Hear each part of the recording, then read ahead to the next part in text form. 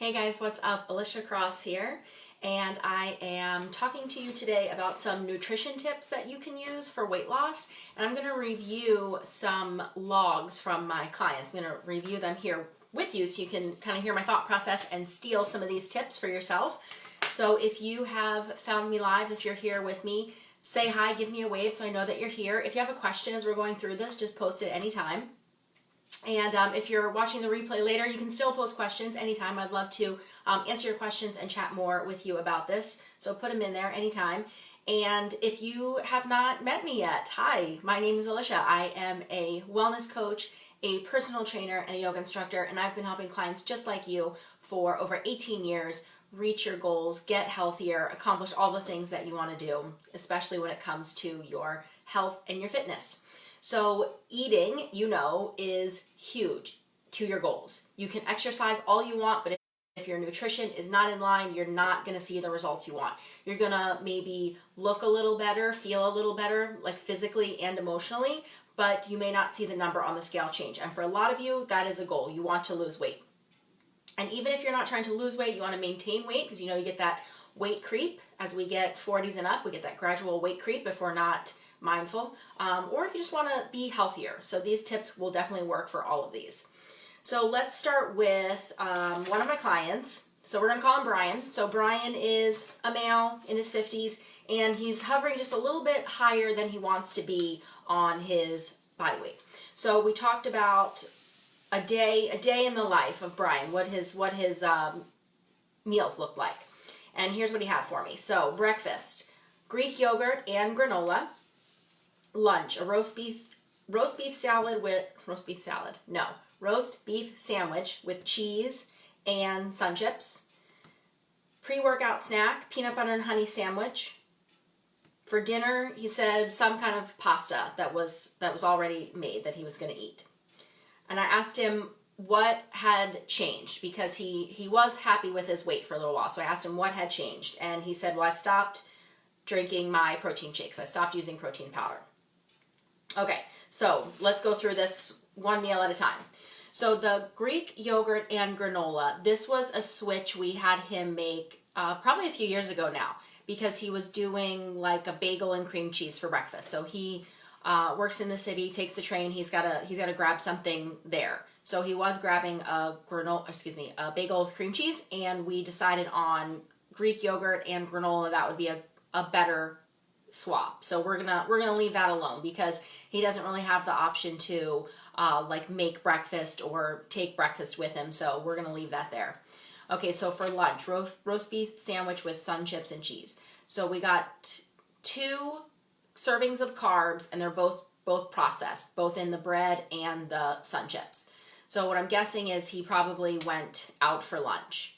We got probably no vegetables there. Even if there was some lettuce and tomato on the sandwich, really that's not much. Okay, so what I would suggest here is just take out one of these processed carb sources. So do we really need the Sun Chips if we're having a sandwich with bread? So that could be a little switch that could be made. If we're going out to lunch, could we get a side salad with this sandwich? Instead of a sandwich, could we get a salad that still has maybe it's got meat on it, it has cheese, some kind of carb on it. Can it have rice or quinoa, something where you still are getting a carb? So is that a switch that could be made? And then when we go down to the next, the pre-workout snack, peanut butter and honey sandwich. Okay, again, we have more sugar because we got sugar in the honey. We also have the milk sugar in the Greek yogurt. You also have a lot of sugar in the granola. So I would ask if we really need that sugar because there's also probably sugar in the bread, right? So do we really need that sugar when we're having that peanut butter and honey sandwich? Could it just be the peanut butter and some bread? And then this bread, if we could replace the sandwich at lunchtime with a salad and something other than a processed carb, then we don't really have to touch this bread right here. So, other examples of carbs that are not processed would be like sweet potatoes.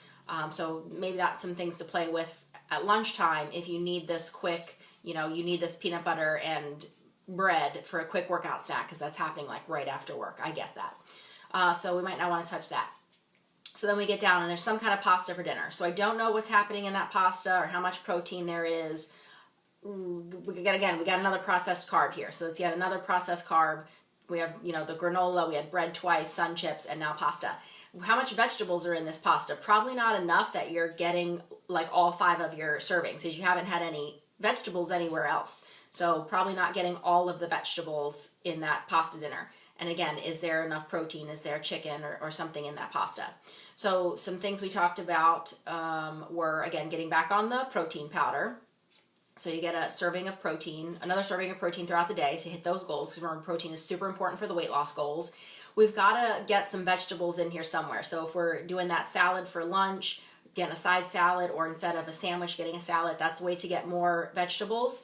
You can also think about putting something in your protein. So even if you're a protein, you're just shaking it up, putting it in a shaker cup. Maybe you want to try like those super greens. That could be a way to sneak in some vegetables. Or I just shared in my stories that I'm trying, let's see if I say this right, spirulina. So that's like an algae or a seaweed. It's one of the superfoods. So that's technically a vegetable. It's a green. So that could be a way that you sneak more vegetables into your day. I will tell you to do some research though on that spirulina, because in my research I did see that you got to be concerned if you're on blood thinners or if you have an autoimmune disease, not celiacs, because that's just different, but because the spirulina will strengthen your immune system. So you've got to do some research and see if that is a good supplement for you.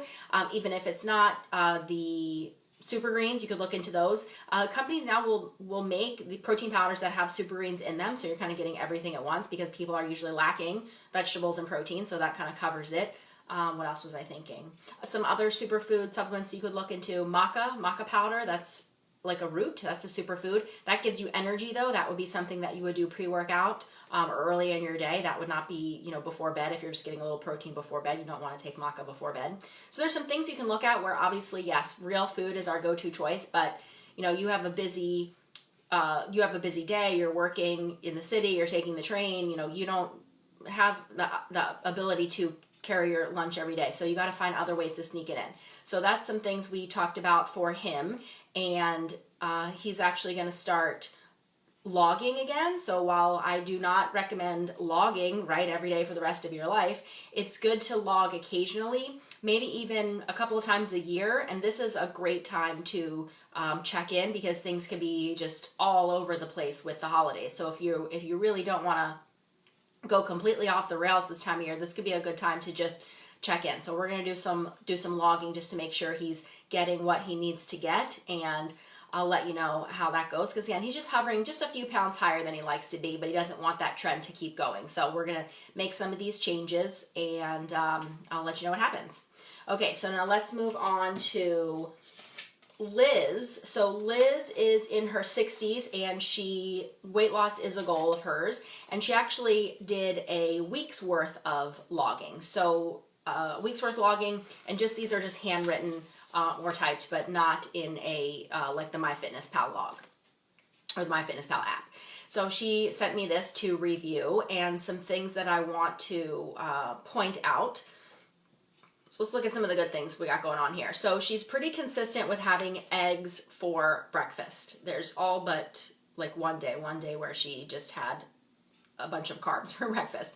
So we're doing pretty good with having some eggs for breakfast. And usually there's like eggs and toast. Okay, so I might not touch that. We're doing okay. She's doing her coffee with non-dairy creamer and doesn't look like any sugar, so that's great. Not going to touch that. But then we get into lunch, and there's a lot of chicken. It's usually not chicken breast though. She's doing a lot of, I see chicken wings and breast, which I'm wondering if that's fried, if she's having wings. There's a lot of chicken legs and chicken thighs. So that dark meat has a lot of fat. I think there's one day here where I saw just a chicken breast. Yeah, there's one day where for dinner she had half a chicken breast. Let's see, for lunch, it often says salad or half a salad. Now that's the tricky part with salad. That salad could be 130 calories or 600 calories. We don't know what's going in that salad. She does make a note in her email that she either mixes her own, again, I don't know what's in there, or buys the 200 calorie bowl and then has that in 2 meals. So again, 130 calories plus a chicken leg, that's really not a meal. She's probably not getting enough calories. And again, I don't know what's going in that salad. There's a day where she had the wings, it says plantain fries, so that also makes me think there's a lot of fried food going on there. Let's see, let's go to dinner. So there are at least one day here where there's no dinner. She skipped dinner, so she's definitely not getting enough calories or enough protein. In some of these, she eats the other half of the salad. So again, not getting enough calories for dinner. On some of these nights, Liz has on here half a can of tuna. You're probably going to need that whole can of tuna to get all of the protein. Yeah, salad. So she is fairly consistent on her days. That's one good thing. So, I'm not looking at this here. Yeah, here's another day. Sweet potato fries for lunch. A lot of fried foods. So, and yeah, a lot of half salad. So, okay, one last thing I'll point out. There are 4 days in here where she has chocolate covered almonds. So this is her treat. And I just want to I would remind Liz and I would remind all of you that a treat, it's not a treat if you have it every day. It's not a treat if you have it 4 times a week. A treat at the most, I would say, happens weekly and maybe not even that often. That's what makes it a treat. It's a special occasion. And let's say French fries are her treat, or these plantain fries are her treat. Well, you don't get plantain fries one day and chocolate covered almonds the next day. Like one treat every week at the most or less. That's what makes it special, right? And if you are working on weight loss, not weight maintenance, then your treats are going to be spread a little bit farther apart, like every other week. Okay, so what I would make some suggestions here is staying consistent with the eggs for breakfast and some kind of carbohydrate. If that is toast, if that's what's working for you, fine, stay with that.